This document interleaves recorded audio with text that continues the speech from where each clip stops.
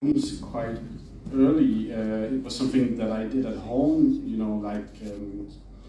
like playing around. So with my friends and my family in front of the camera and making small like stop motion films. So it was something I was doing in my room, so just playing around. So been something I've been doing my whole life. And then I guess I just quite early fell in love with being in a cinema. I think this being in a dark room, I mean, getting light in your face and listening to the sounds, it's just very, I mean, a very magical experience. And so, yeah, I think that's where it started, and I just kept on doing it. And I thought maybe I was going to be a doctor or something in high school, but then we had a class for filmmaking as well, and it just took up all my time. So I didn't really use enough time on the whole medicine way. So I just fell into the filmmaking. Yeah, it's always interesting to note that a lot of filmmakers, they start making film because they love films in the beginning, right? So there might be like some filmmakers that you think that actually triggered that passion, or some movies that you've already seen, because we know that in Denmark, right, in the Danish cinema, they have like a lot of big names like Grey or Last Frontier, like those big names.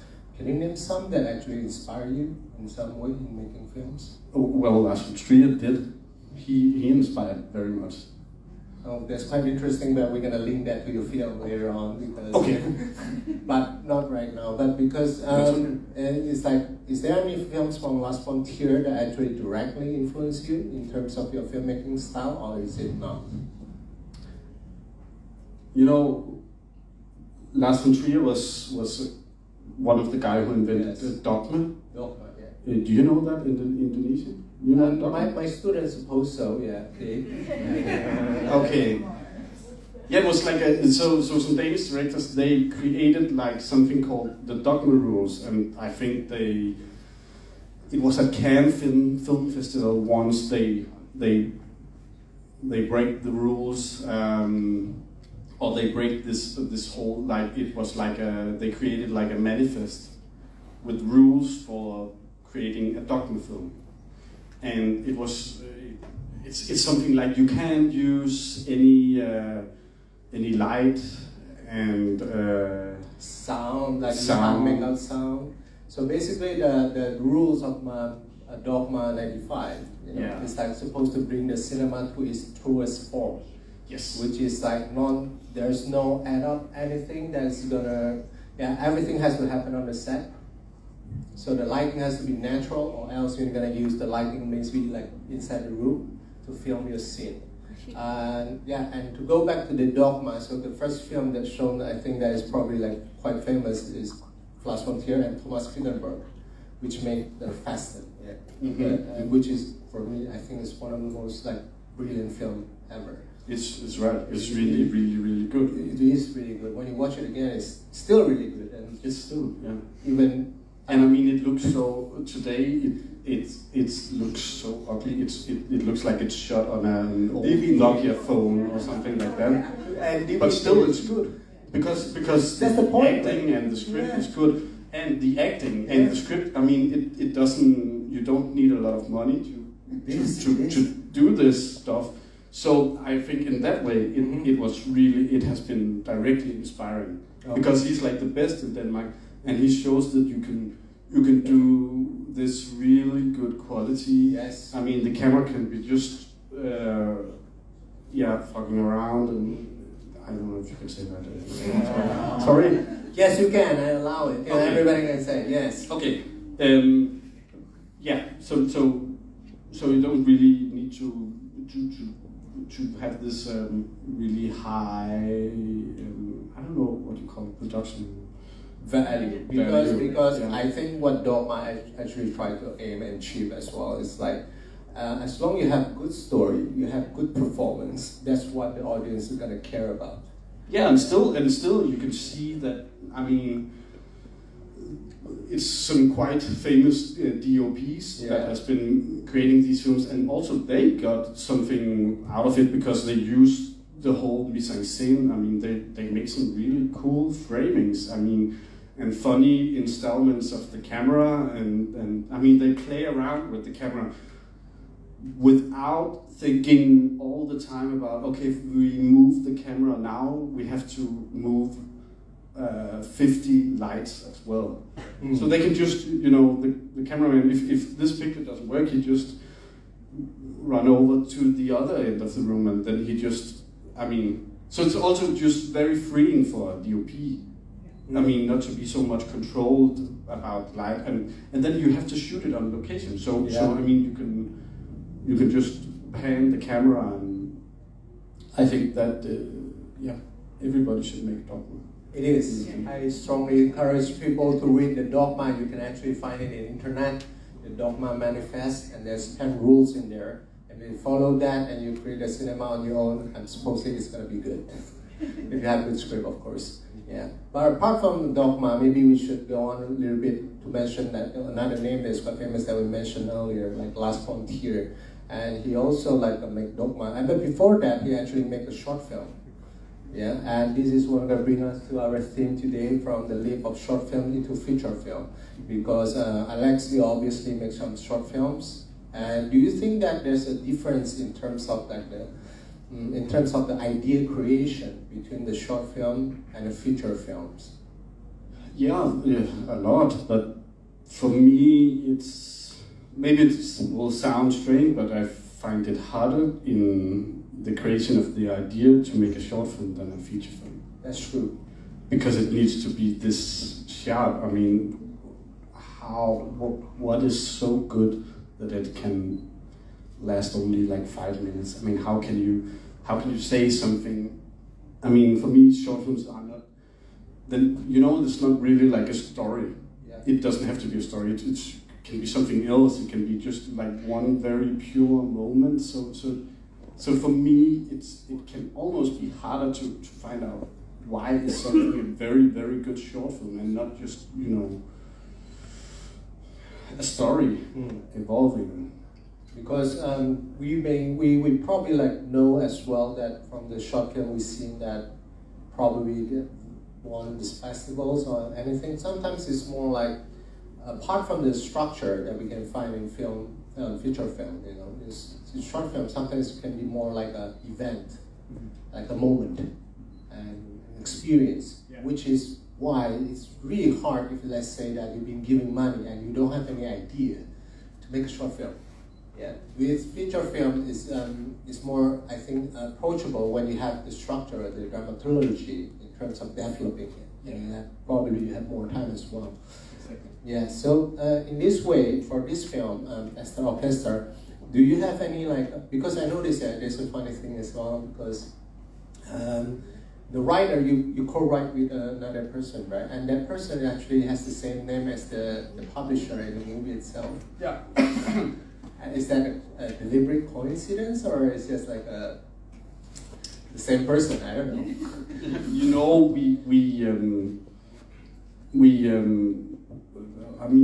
I don't know what that's called. We shift. Then he writes a little bit, and then I write, and then we hand it over, and then he takes one scene, and I take another scene, and then we co-write together, co-wrote together. Yeah, exactly. Yeah.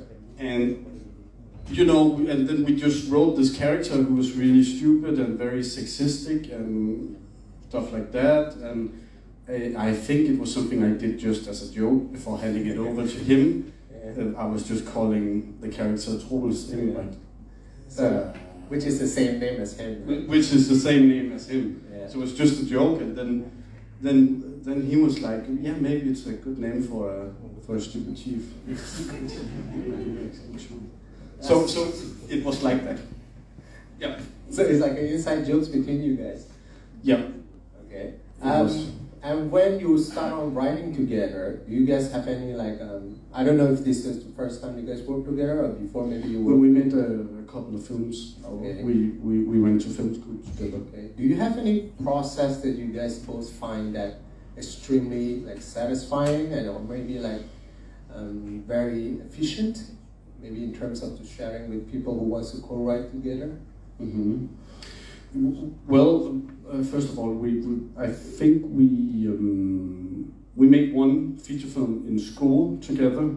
Then we made a couple of theater plays together, and then we made this one, Esther's Orchestra. And from that we learned a lot, and we try each time to have like a different process, I think. Mm-hmm. To kind of like, because it's, each film is different, and so we try to invent like a new method that is suitable for this project.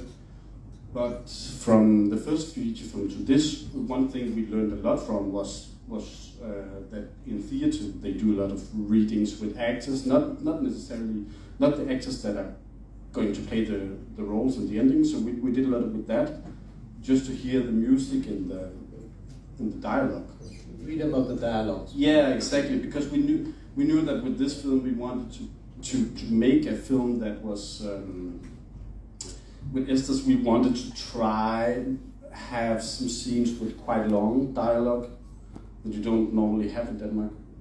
Normally in Danish films they don't talk very much. They go around mumbling just a little bit.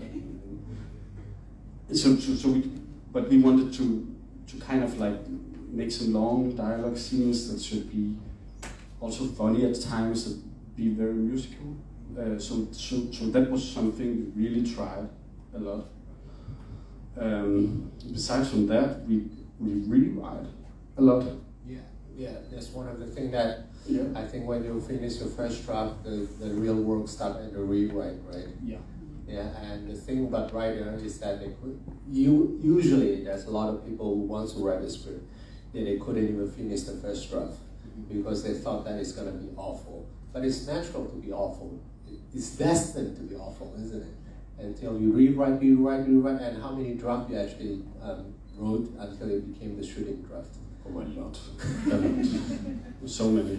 I mean, the whole idea about the first and last day, it came on quite late, because we just wrote this family story, and there were so many flashbacks from a lot of the time we were just portraying characters and stuff like that. So we just knew that we had to get kind of a limit. And Troels is definitely the one, my co-writer, he's the one writing the most. I'm more like conceptualizing. I get ideas for scenes, and then he just write.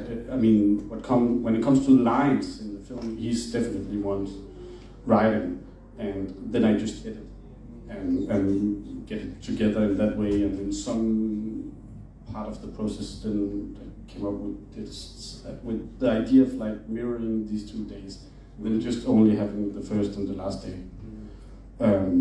Because of the ending scene, I think it was there in a way, and I thought it would be so maybe a good limit. But more or less, how many drafts? Oh, sorry, that was a good. Yeah, I don't know. 25, I think. Wow. Oh wow! All right, that's a lot. Yeah, that's a lot. And and we're going to go back to the short film to feature film. So how did you actually manage to because for a lot of filmmakers, that's one of the trickiest situation when you make short films, and the question they always ask themselves is like, okay, now I make short films, I send it to festival, maybe it do well, maybe it doesn't do really well, but how can I get a knock on the door to make a feature film? Maybe is there any circumstances that actually like encourage you to do so, or you get just maybe some encounters that actually give you the chances to shoot a feature film? Yeah. Or maybe just persistence. We were supposed to do short films in film school. It takes like 4 years in Denmark, and that's the first film me and my co-writer we just made a feature film instead for the same budget as a short film. So that was what encouraged us. We were like more arrogant that time. We were like really much like, oh, technology is like, you know, it's free today. You have the same camera as everyone. You were supposed to, let's free the film. We can just make it. And aligning with dogma spirit. Yeah, a little bit. We wanted to be like that. Yeah. And so, I mean, there was really none. We just went out with pure passion and ignorance, and just did it. And that has maybe been, and we was quite good. We went to a couple of festivals and had really good reviews with it. It's very different from this one, but it's. I think it was a very good film school for me to do a feature film and just learning by making. Because in a way in Denmark it's also like you go to film school for so long, you make short films over and over again, and then you get like one chance from the Film Institute where you get a big budget, and most directors they don't know how to do it, because it's something else to be on a film set for like 2 months than just 3 days. That's actually true though. There's like the whole thing about filmmaking is like apart from theory that is important, of course, like learning about dogma and everything that influence the film nowadays. It's like you just have to doing it. You have to do it. Yeah. Yeah, and the best way is like probably like what you did, right? And you get a chance and then say, F it. Okay, screw it. I'm gonna make a feature film with those colleagues that I spent my last 4 years with, right? And they just go make it. And then probably you're gonna learn so much experience for that, and then you manage to make another one. Okay. So I think it's a good process, but starting is still important, guys. Yeah. And don't go and make feature film when you don't have enough preparation and budget. That's true. It's a good experience. I myself, I want to do that. I really want to do that because it takes courage. With some of your closest friends. I know that I don't think this experience can be replaced. It's probably like the most fun you had, right? When you actually go and do that because out of passion. And filmmaking is for those passionate people that actually make it happen, Okay, so is this the same case happening to your second feature film, which is Esther Orchestra here, or? It was in a way because there was like a thought they wanted to make they wanted us to make a film for like a really, really low budget, without like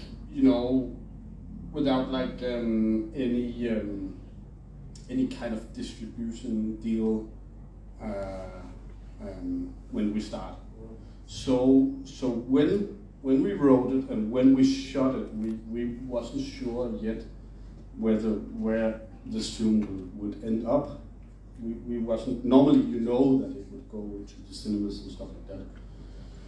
But while we were shooting this, our producer sold the script to a very big distributor in Denmark, and they bought it, as well as one of the biggest TV stations.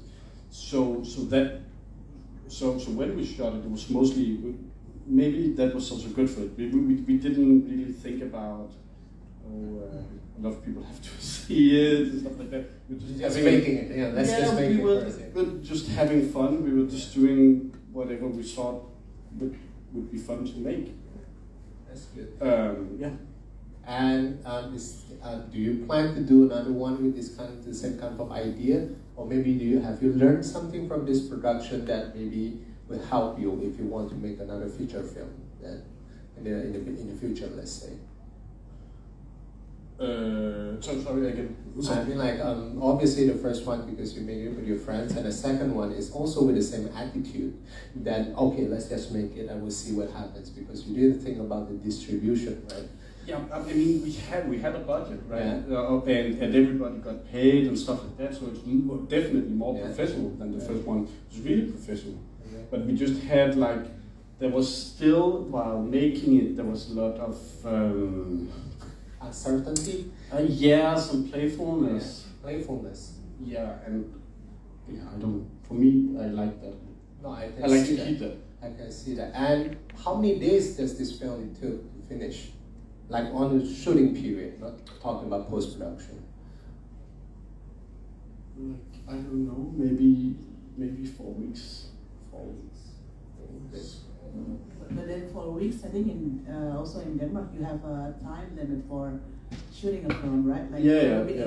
Only an hour a day maximum, right? Yeah, exactly. I think maybe it's 10, but it's not for everybody. It's like something, maybe preparing and stuff like that. Yes. But it's, yeah. So it's maximum to 8 hours a day. 8 hours a day, yay! Yeah, that's what we aim for in Indonesia as well, in the near future. Yeah, 8 hours a day. Very near, I hope. Very near, yeah. So, I don't know if it's like appropriate, but I would just like to know, if it's possible that how much budget do you actually spend on this film? Like, how much is the budget for making this film? Is it okay to give us that number? Yeah, we talked about it before. It's like a 4 million rupiah. Yes, 4M. Yes, but that's considered as a low budget. It is. Yeah, 4M is quite a budget, and the quality actually doesn't show that, which is congratulations. We actually make it look more expensive. Oh, Thank you. Okay, so I think that should maybe Putri, do you have any questions? Maybe the audience. Yeah, maybe we should give audience some chances to talk about it as well, about the film. I actually want to ask another question, this time regarding the film itself. Do you think that, because the genre itself is really hard to categorize, and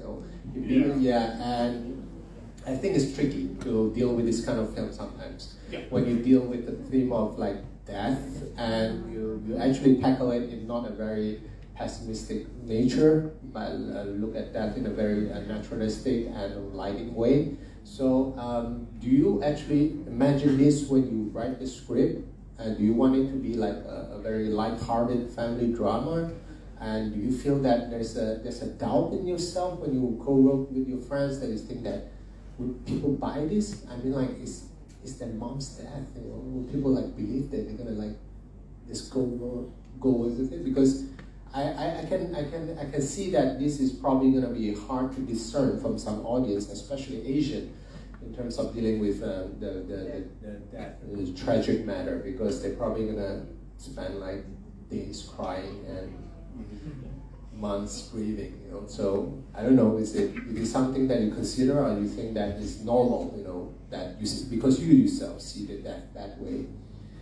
Yeah, definitely. We consider it very much. I think it's part of what drives us a little bit. I don't get turned on by anything too sure or too safe, right? So I mean, if that translation, you know what I mean. Yeah, we do. I mean, we work with our subconscious and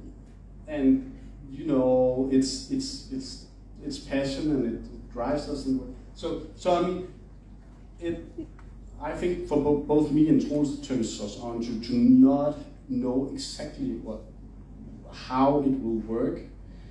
We try to do that every time, and for me, I think it's of course what. I mean, if you should make a new movie, then it would be fun to let's try something else. By not just remaking something, let's experiment. I mean, it's only been the film media it's only been alive for like I don't know how years. Yes. Yeah. So it's still just so young, and I feel a little bit sometimes that movie making shouldn't be death. I mean, literature and music, I think, are just way ahead of experimenting, and films in a way just. I mean, if it's dying, then it's because it's not evolving enough. Because yeah, that we get too conservative about how should a film look like and what should it be, and the whole structure wise. So I mean, for me, it's obvious that it should be like this. That it should be. We should try out something we don't know how it will work. Also, I want. So on the paper it was light family drama, and this happiness was there as well. For me personally, I get more touched, or I'm more able to cry when something is, when it's not too sad, when it's not sad with sadness on. There should be something. If it's light and it's twisted in a way, it just touches me a little bit more, because it's usually a bit more nuanced. It's kind of like when people say, like some people say that when the actress in there cry, the audience doesn't have to. But when the actress down there is holding their tears, the audience will cry for them. Yeah. So it's kind of like the scene that you perceive when actually the husband is holding his children together, and you can see like he's about to cry, but he doesn't. Yeah. I think that's the moment when people, I think audience will actually start crying and tearing up. Yeah. Because he's holding it back for the day, right? He's holding it back. Yeah, it's the trigger kind of things. He cried so many times during the shooting, and it's like that was maybe my only directions for him. It was like, stop crying, stop it. You're not allowed to cry. Yeah. That's good. That's just good, holding back all the time, holding back. Yeah, but that's a good practice, because you can see that the actors actually been doing it inwards instead of like externalize the grief, because you can see that he's holding back so much, and you can see visibly that he's in pain. But it just doesn't give us that. Maybe like for people who watch a lot of Hollywood movies, they will expect him to see tears, expect to see him tearing up, but we don't get that. We don't get that, but we get the almost tearing up in the last scene with his children. I think that is quite real in a way, yes. Maybe we should give the audience some chance to ask questions. Anybody? Yeah, shy crowd, obviously. I can't see anybody. Students, you should ask questions. What are you guys doing here? They should be, be courageous. Yeah, if you want. You can ask whatever you want. Yeah, you can ask about everything, including food. Including food. Drinks. But Lindsay has questions. She raised her hand. Darling. Are you listening? Thank you. Maybe I can ask another question. It's like, what do you... Go ahead. Is there any personal experience that probably also inspired the films? Because I understand that nowadays many of European films are dealing so much with the themes of death and then losing, and how to face, how to lose someone and how to move on. So I see these kind of similarities within the European films. Yeah, I didn't lose my wife, but when we were writing it, there had just been like some sudden deaths in our close family, and so we had some. Sorry for that. Yeah, no, it's okay. So, and I think we just saw what was frustrating. It's in Denmark we're not very good to talk about death, and also not growing old and stuff like this. It sounds strange, but it's a little bit of a taboo in a way. So it gets very, very weird to talk about. And I just saw that for the persons close to me, the strange thing is that when it happens on the day, it's, the whole day continues. I mean, the sun can be shining, the morning traffic is still there, and that can be a little bit tough, to see that it's not like it starts raining and sad music starts playing when someone dies. It can be hard that it just goes on.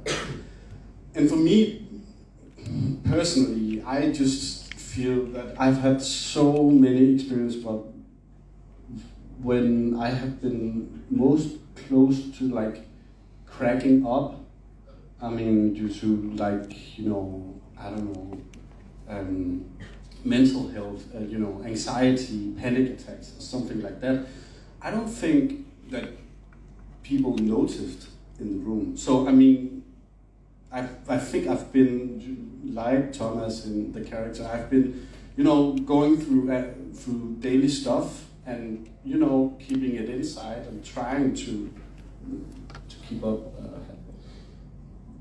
happy face and I don't know, it's especially in Denmark, it's very normal because we have a very stressful day every day, so yeah,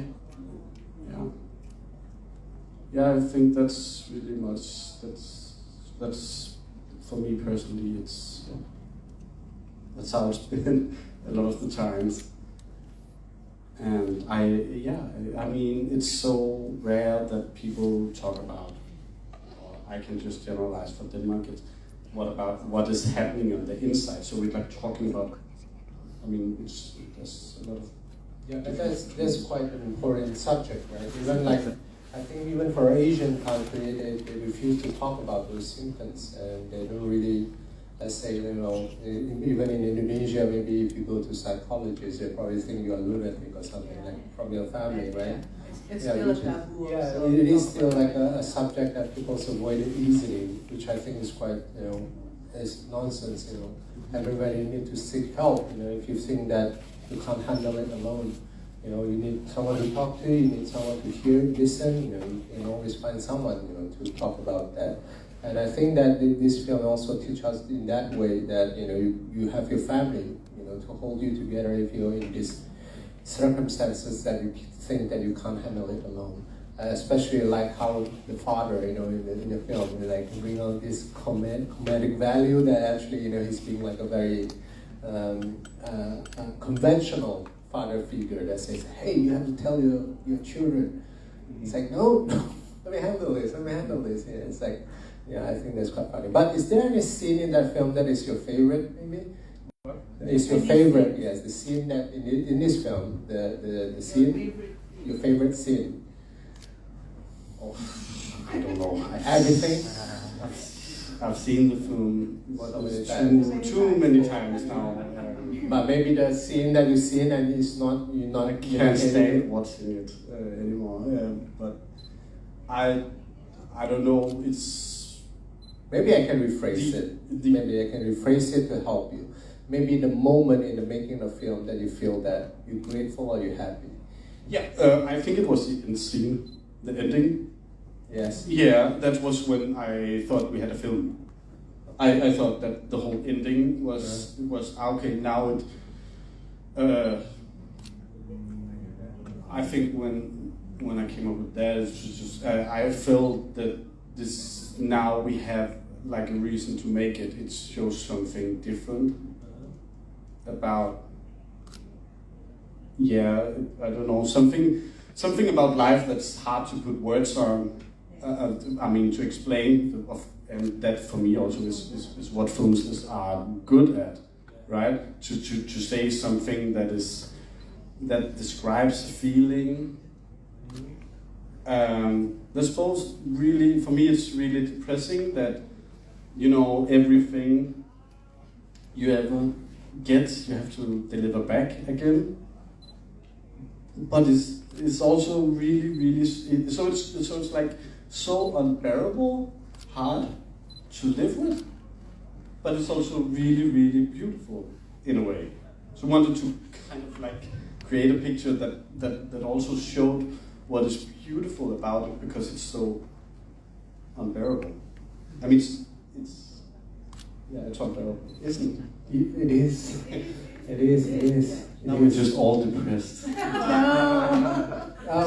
Yeah. We can really relate. No, we can practice We can really. cheerful in despair. Yeah. No, but actually that's what Indonesians do here. Like I said earlier, we put in a happy smile, and if you see an Indonesian having a trouble, they would just smile, basically. So we put in a happy smile always. So yeah, we could relate. No, totally. But I think the ending man is when that he actually tried to dress up his wife. Yes. I think it's part of the resolve. I think when I watch the film, the resolve that the characters made for himself. Yeah. That he's trying like make a piece about his grief. And I think that's beautifully displayed. You know, it doesn't have to explain much, but the gesture itself is quite gentle, and you can see the intercutting with the way that he actually probably like make love with her for the first time. And I think that it's beautiful. You know, so I think it works. Okay. You're welcome. Okay. Questions, guys? Oh yeah, dari Yes, there's a back. There's a guy. Dari Mas yang pakai baju putih gitu jadi. Oh my God. Ryan, right? Okay.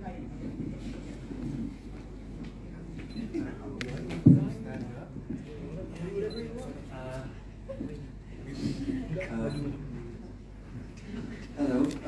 Hi. If I may ask, how long does it take for you to write this script? I think while actually typing, it doesn't take so long.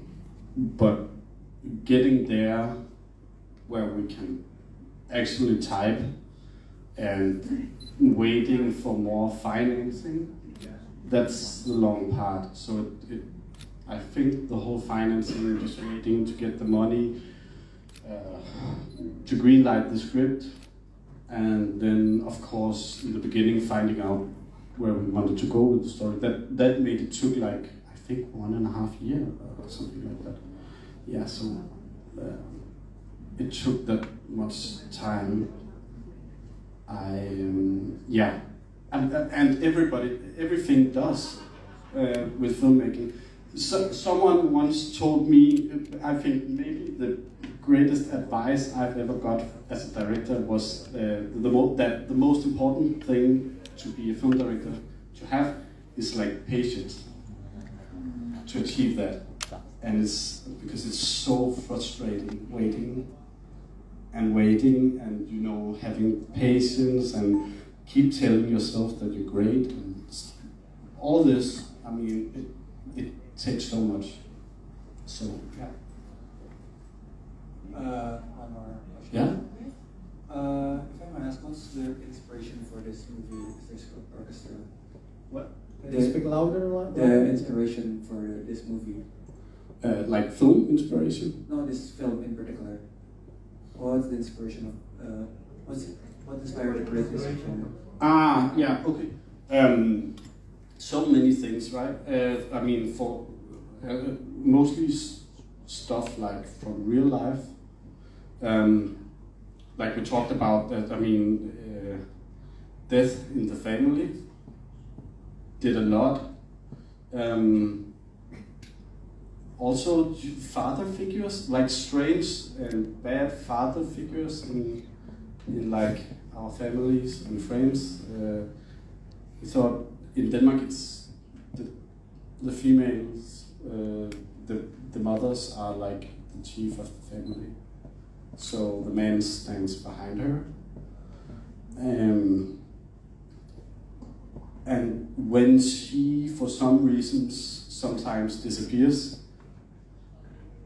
if it's a death or something else, it just gets, you really see that they are not so good at stuff, the father figure, so it becomes funny sometimes to look at. You can really see if the father is alone.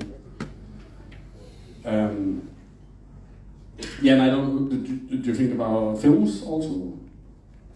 Sure. All right, thank you. Maybe another questions? Another questions from anybody? All right. Thank you. First of all, I like to say the movie is really beautiful. I bars and tears. Okay. Really, it's made my day, really. I'm And happy to. yeah, because in the beginning I thought, oh, okay, it feels like effortless movie because so natural. So I feel like it is just like a daily life, you know, so it happened very natural and everything, the lighting, it's really good. My question is, as a director, do you sometimes have a conflict? Like, what do you expect from the audience to react, and your own perception in every scene? Like, okay, if I have to do it right, I have to make different way. But at the same time, you say, okay, but I have another expectation from the audience. So do you have sometimes a conflict? Like, okay, as a director, I like to do this. This is my way. Is it the right way to me to do? But at the same time, probably, well, I have another expectation. Probably the audience is gonna think different way. So do you have something like that? Yeah, I do.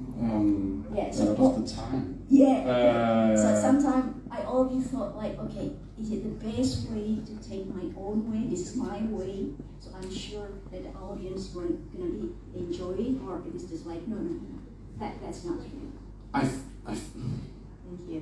Oh, that's a big conflict, of course, all the time as a director, and it's hard to tell when you should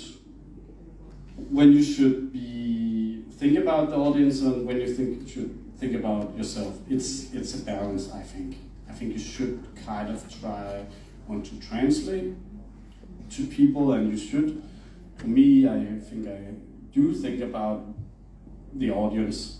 There's some directors that doesn't want to think about. But I also think that I'm not so, if I go very, very deep into myself and what I feel about stuff, it's not, I mean, if we go into cells and stuff like this, we are all the same. So I'm not like really original. So if there's something that touches me really much, I'm sure there's someone out there whom it touches as well. And I think there are films like this that,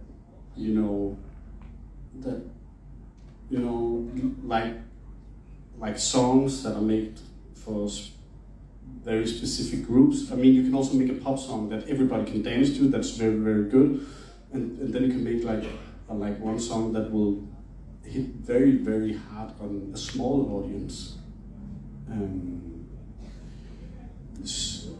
So I think whenever you're if you're very, very true to yourself and you just go deep enough, I think that someone else will get touched as well, because we are the same in that way. So if it touches you, yeah, and not just, I mean, like a strange dream or something you had. I feel like there is always a saying that if you want to make films, you should consider yourself the audience first. You want to make a film that you want to watch first, then you should consider audience. Because in the end, if you consider the audience, you know that. If you don't understand yourself, how can you understand others? Yeah. Basic logic. And when people who say they understand the audience, they're probably like producers trying to make money and bullshitting. Because we never can understand it. We can copy what successful before, and if you make it and then fail, they never tell you. They're gonna tell you the success story, right? Exactly. Yeah, so I don't know if it makes sense. Maybe I'm just blabbering. But it's really, really hard, because in Denmark you also test. Yeah. You test screen a lot, and if you always aim for like the biggest amount of likes, it will just get more. I mean, you will end up with something that doesn't represent you anymore. Yeah, it's not you anymore, and it doesn't really. So it's like it's a little deep, but it doesn't really, stick deep. And it's funny, but it's not like really funny. It gets just very, very plain. Yeah, it's like on surface level, you get some laugh, but it doesn't represent what you want to say anymore. It's kind of like turns into what audience expect. Yeah. Yeah, so it's kind of like that. But I think it's like, yeah. How many film productions yearly in Denmark? Like here in Indonesia, we could probably reach up to 100 titles a year. I think it's maybe 20 20 films a year. 20, 25, yeah. And those 20 films will basically meet the audience in public cinema? Yeah, I think the 20, maybe 15 only. So A lot of the Danish films, they don't get to the cinema. Okay. Yeah. And then the distribution would be through a platform, Something OTT or else, something, yeah, maybe. So it's like 5 films to get shown in the future in cinema?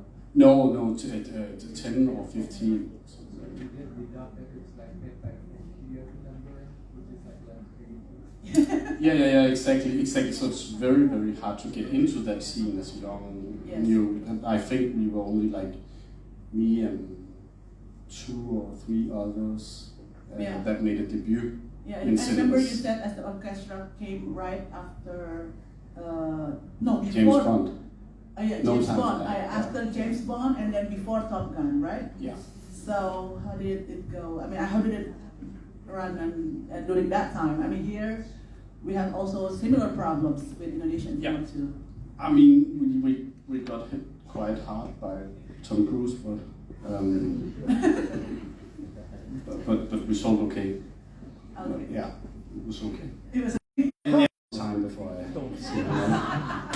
It's a problem for me because I actually like him. yeah, me too. Okay. And how many cinemas? For us, Yeah. 50 cinemas. 50 cinemas. You got 50 cinemas for your films. Yeah. Oh, There's another question. oh yeah. Me? Mike? Mike, Yeah, I was. Okay, you do. Yeah. Dari sini masnya ya. Sebentar ya. Yeah. On the other orchestra that you made, how do you manage your team? Because in the film that you are a director, you are the backbone in this project. How? I want to hear your perspective. Sorry. Team management. Team management. The management. The management. Like when in the production side, how do you communicate? Like, is there any tips you want to share with managing crew? Yeah, I let me know if I am not answering right. We shot it after the first lockdown of Corona, so in that way we had to have it cut quite strictly. So I was the only one talking with actors. Nobody else could talk to them because they had to be protected.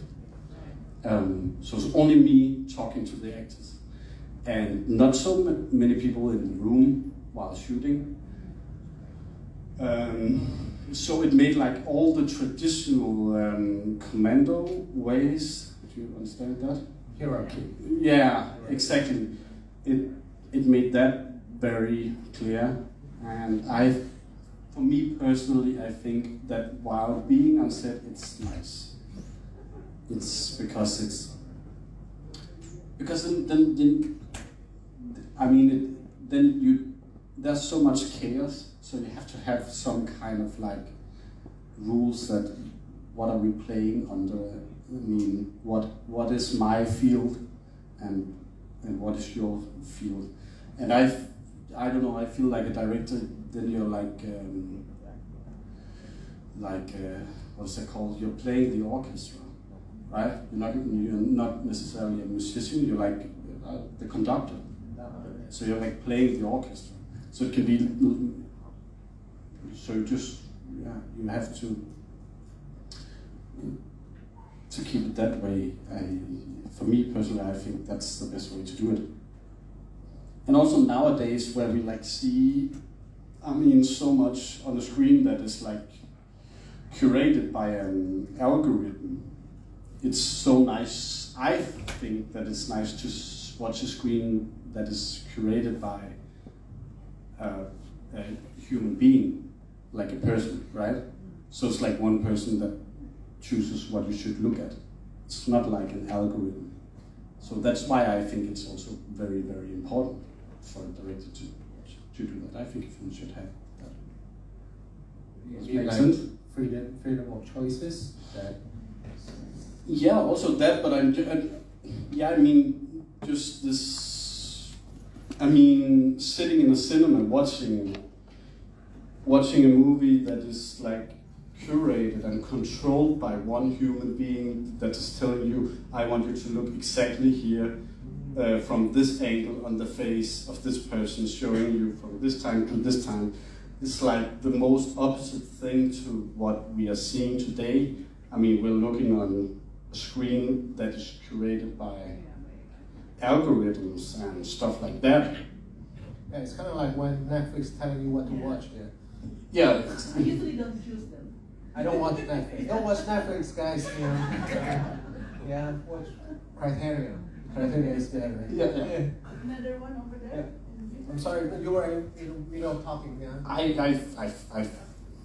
hope I think I read it. All right, cool. Okay. Sorry. Hello, Alex. My name is Devin, and I'm sure my friends can agree. And I'm Mr. Lee's favorite student in school. That's not true, Alex. Nice to meet you. I'm gonna make it clear that's not true. I've already heard about you. You told me so much about it. Of course, naturally. My question is, you mentioned in the writing process your subconscious and trying to, I mean, we all know amazing ideas are all around us, inside of us, everywhere. What's your approach to controlling these ideas and putting it into something that you can make into a story that's good? Because I'm extremely overconfident, but also very lazy. So I just sit in front of the screen and wait for the words to magically appear in front of me. What's your go-to way to click into that creative drive and just? I mean, that's part of the job as a screenwriter, to sit by the desk being depressed. It's like 50% of the job. 90% is sitting doing nothing. Yeah.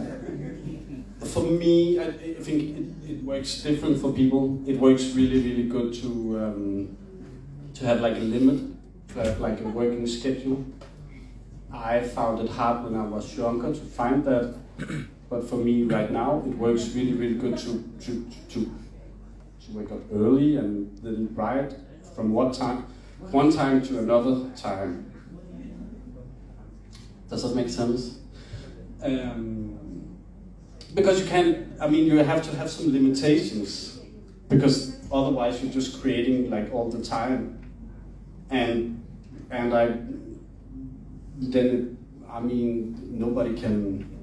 nobody can work under that pressure. You have to make a schedule for you. And then I would say that for the ideas, I don't know. I think it comes to intuition. For example, in the editing, me and the editor, we talked about that sometimes, when you get to a certain point of editing the film, there comes a time where when you put in a specific song or something like that, it's like the film spits it out if it doesn't work. So the more rewriting you do, you find the natural shape of a movie, and it's not, for me, it's not something rational. It's much more like music. It comes much more as intuition. I don't know. At some point it just feels. It feels natural what shouldn't be in the film. There's always now I should be careful because I'm at the film school. There are easy ways to go and rationalize and look at theories, but I don't know. And I went to film school as well, and they told me about kill your darlings, right? But I'm just much more for keep your darlings. I don't know why you should kill it. It's if the darlings is what you like, then you should bring it. Maybe having a dialogue with your darlings. Yeah, have a dialogue. Compromise. Yeah, you can do that. Compromise. You don't have to kill it. You don't have to compromise. And due date is the discipline is what we call due date here for assignments. So keep so you know when you have to work, right? Okay, maybe last questions. Anybody? Oh, there's 2 more. All right, let's go.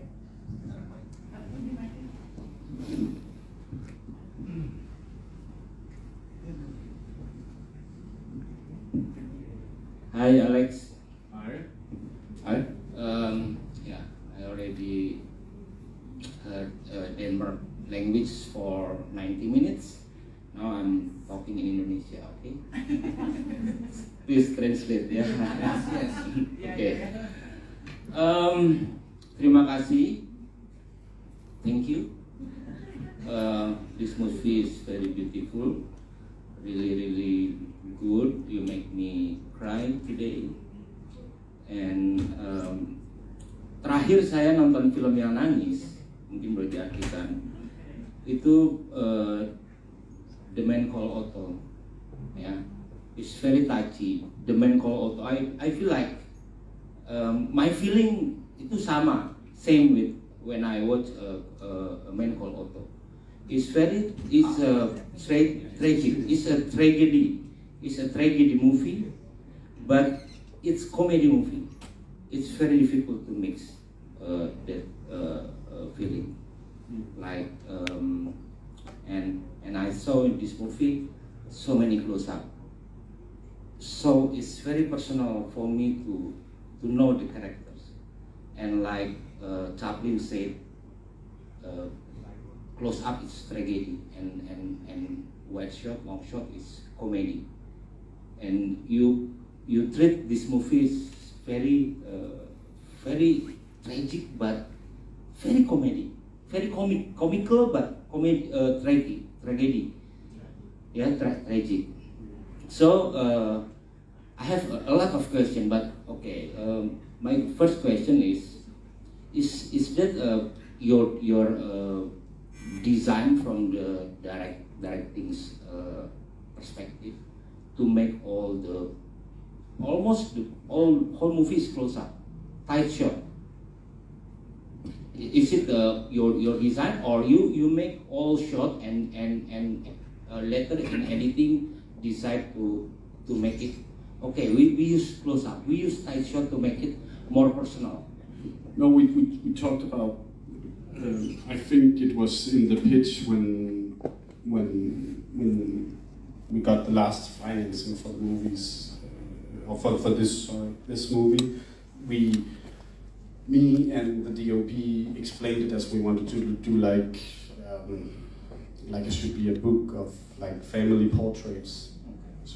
So our own inspiration for the film, like visually, was like portraits. Yeah, casting faces. For me, it's the most cinematic thing. It's faces. I'm really obsessed with faces. I can look at faces all the time. Yeah. When I was younger, I was drawing. The only thing I was drawing was like faces as well. So for me, I'm just obsessed with it also. So it's like a fetish. In a way. No, film fetish, right? Yeah, film fetish. Yeah. Sorry. Well, you know. So that was the pitch. There's also like, I also have to say that we have a budget that is like limited. So a lot of the time, if we'd moved the camera just 2 meters, then there wouldn't have been any color on the wall, maybe. So we also had to keep it in a close up. Okay. So there's 2 reasons, like. Yeah, that one came a little bit later, so we also just couldn't do so much else. But our intention was to do this like portrait style. And yeah, of course, yeah, there's a lot of like comedy is also a lot of the time in like bigger shots, and yeah, we talked a lot about that. We didn't think that any of the characters in this movie none of them knows that they are in a comedy. They think they are in a drama. Another question is, you have a 23 draft for the screenplay, right? How about the editing? Because this is maybe, for me, in my perspective, it's difficult to edit a movie with this feeling, because the feeling is in apa ya, di dalam, in our heart, in our mind. How long you spend your time with your editor? How hard you discuss with the editor to make, okay, the movie is next to like this. The feeling, the insert shot when that Ali said, the very beautiful scene when the clothes, when his first make love and dia pakai baju itu kan. Ending scene. The ending scene is very romantic and tragic also, sadness also. So how long you spend your time with the editor, and how hard you make this movie in editing? Because we know the film is rewriting right until the editing. Yes, let's say, for me, when it comes to making a feature film, it's the most difficult part of it. It's like editing the film. I find it really, I enjoy it very much to be in the editing process, but it's also, I think, one of the most difficult things. I don't know, we started in August and then finished in February, so I don't know how many. 8 months. 8 months, yeah. We had weekends, right, where we didn't work.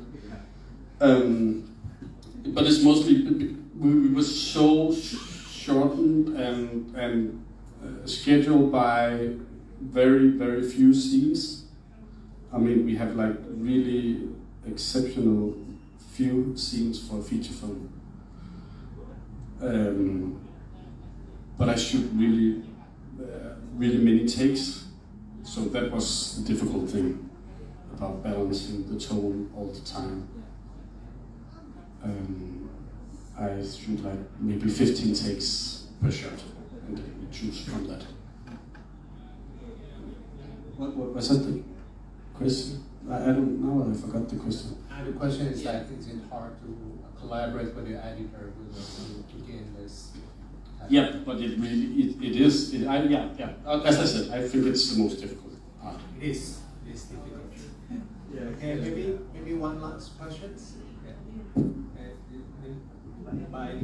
Then this is the last question.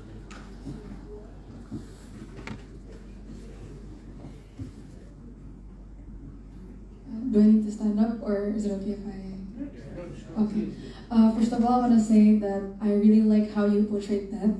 I'm actually a psychology student, and one of the things that we learned was dealing with death and bereavement, and I really like the last scene. You also mentioned earlier that death is not something that people like to explore with in film, right? You mentioned that maybe in music and other medias, people have tried to portray death and tell stories about it. My question would be, what is your expectation for the topic death or everything around death in terms of film? More specifically, Denmark, like Danish films. Like, what do you expect to see later on regarding death? I just feel that it should mirror how life feels, experiencing life. I mean, it's so I think you should recognize something in the film you see. I mean, it's not like it's been done wrong or something like that. Not at all. It's just sometimes films tend to, reality time can feel extremely slow also, and you don't just cut to another scene. So I think when something like this happened, I also like to show that how it feels to get stuck in that situation. I mean, we all know these days where something like this happens, that they can really feel long. So, and they're not just like, if it was in an American movie, then maybe it would be just you get the message and cut to the funeral or something like that, then cut to 1 year after. But I think if you kind of try to extract time, then you also see something, that's maybe a little bit more true to how it feels experienced in life. Right? Yeah. Does that make sense? So maybe more like depth, like emotional depth. Is that? Yeah. What was your question again? Sorry. Sorry. My question was, you mentioned that there hasn't been a lot of discussion about that in film, right? Yeah. Most of you people have not been experimenting as much for that.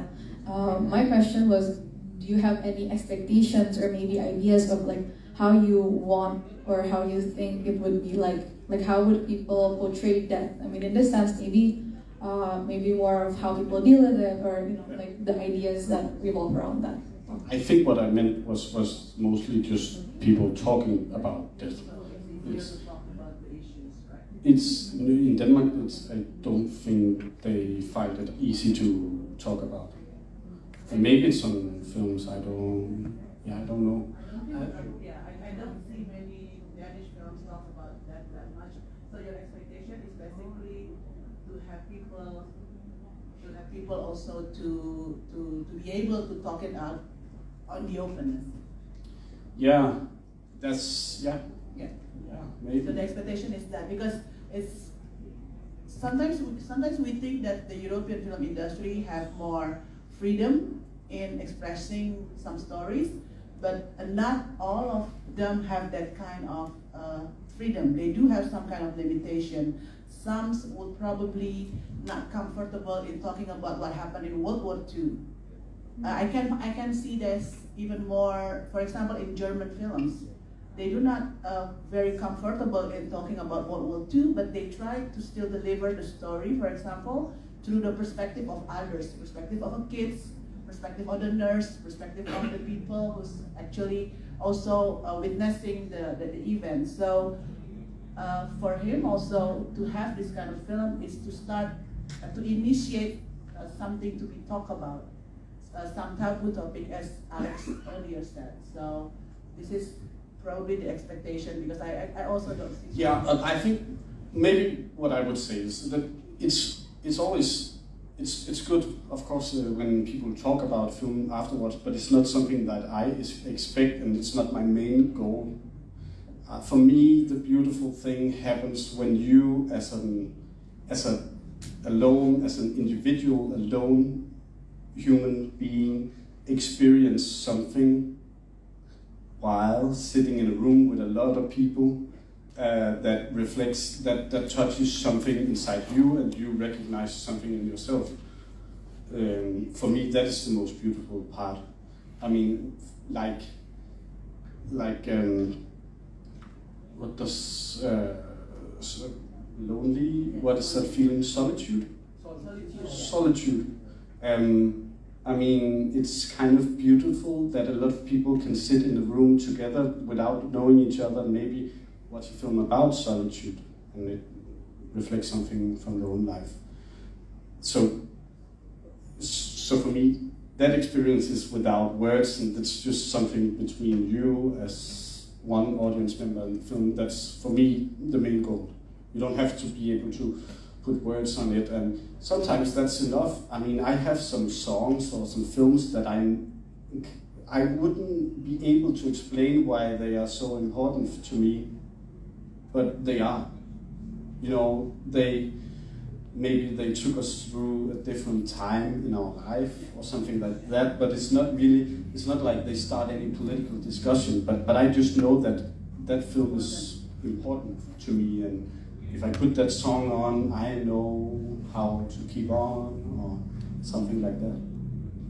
So, like leaving an impact and raising awareness. Well, it doesn't have to leave an impact, I think. I think the impact could depend on each individual. Like if you see before probably the trailer, like we all love stories, and then the stories could leave some marks on you, or maybe not to me. So that's basically what I think he tried to also explain here. And some of the questions also I received, like how did you manage to select a film for a film festival, for example? It's pretty much for me the curation or the basis of selecting films, especially for Europe on Screen, is whether the film has a good story or not. It's whether the film touch you or not. So it's very, yeah. So it depends. It doesn't have to leave an impact. The impact could be a ripple. You create a ripple when you share the film. When you make a film, that doesn't have to. Don't make a film for festival. Just make a film by your heart, and then it definitely able to go